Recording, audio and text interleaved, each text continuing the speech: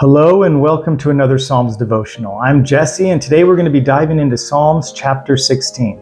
Now, Psalms chapter 16 is attributed to King David, and it was believed that he wrote it during the time he was at Ziklag. And this was a time when he was fleeing from Saul, and you can read about it in 1 Samuel chapter 27. But the traditional title for this psalm is the Michtam of David, M-I-C-H-T-A-M of David. Now, there's debate about what Michtam means, but it connotes a type of mystery, gold, something precious, a poem.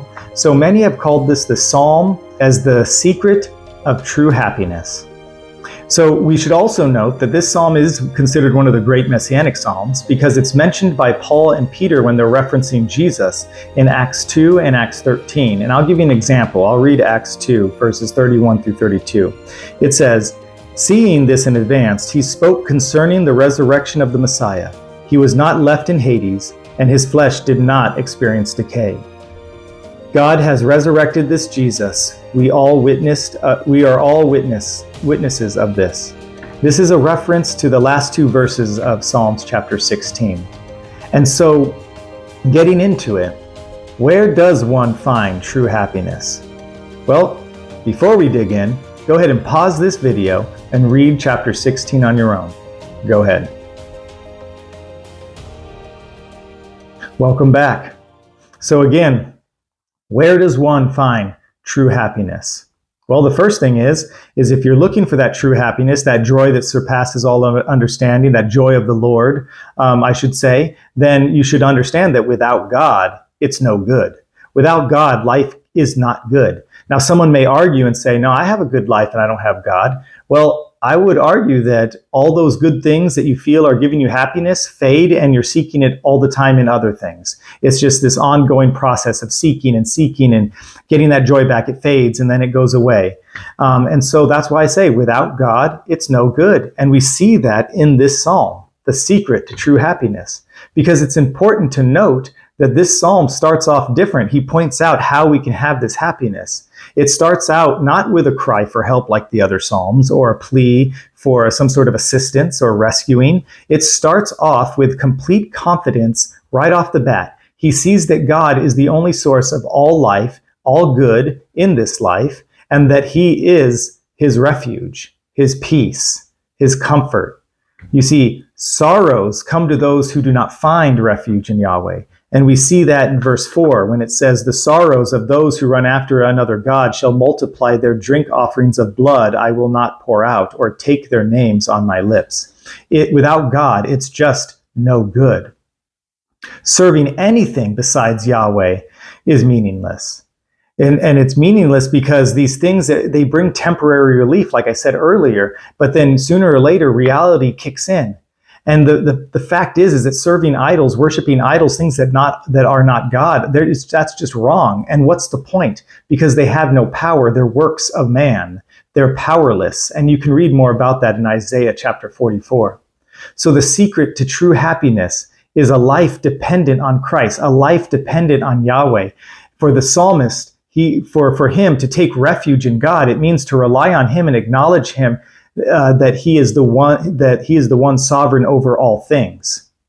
In verses 1 and 2, it says, "Preserve me, O God, for in you I take refuge. I say to the Lord, you are my Lord. I have no good apart from you." There is nothing good, no source of anything he wants apart from God. Clearly, such reliance implies an exclusive loyalty that will not be shared with another.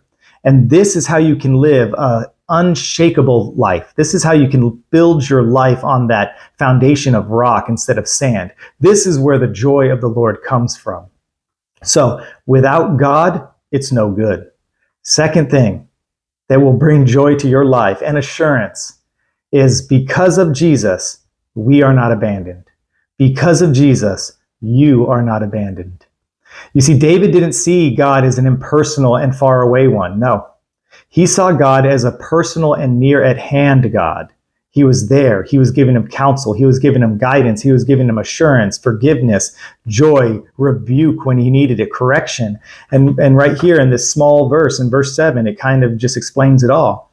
"I bless the Lord who gives me counsel. In the night also my heart instructs me. God was instructing him. He was being a father to a son.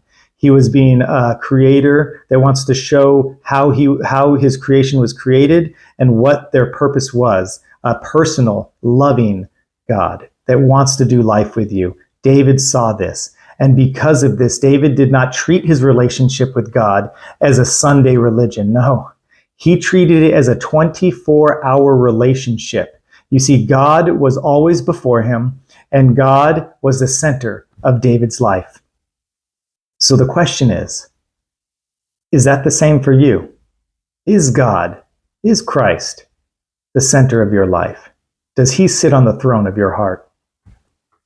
Because this type of reliance that David had on God, because of this closeness that he had, God used him in so many profound ways. So many examples, so many things that David got to do to further the kingdom and to be that example that we need today. And we still read about it today. And because of this, the psalmist probably didn't even have this in mind, but God filled this passage with so much meaning that it could only be completely understood after the resurrection of Christ. And I'll read to you what I mean. In verse 10 it says, "For you will not abandon my soul to Sheol, or let your Holy One see corruption," or some translations say decay. David knew that he was going to die, and both Paul and Peter both point out that he did see decay. But he had such assurance, such peace of the promise to the Holy One to come, the Messiah that was going to come, through this inspiration, the Holy Spirit inspiring him to write these things down. He prophetically talked about Christ rising from the grave. God would not let him see decay. And because Christ rose from the grave and proved who he was and took away the sting of sin and death, and made a way for us to be reconciled with the Father, now David's statement here is true for him. He won't see decay. His body did, but his corruptible will become incorruptible when, in a twinkling of an eye, when he gets his glorified body and he's on the new heaven and new earth. He will not be abandoned, not even in death. And this was the promise of the Messiah that gave the Old Testament believers such peace and confidence, because they too believed that they would not be abandoned even after death, because Christ fulfilled this promised hope. And what he did should bring us hope and assurance as well. We should have a happiness and joy that just confuses everyone around us, because Christ, because of what he's done, because he comes through all the time, because he's there counseling us, because he's forgiven us. And it's because of Christ that we won't see decay. It's because of Christ that we're not abandoned. And it's because of him that we can find happiness and joy in a world that seems so broken. So today, if you are feeling defeated, take this to heart. You have God. And if he's not the center of your life, do an adjustment. Be like David. Have him as the center of your life. Acknowledge him as sovereign. Take refuge in him. And be assured and be confident that you will not be abandoned, even in death. God bless.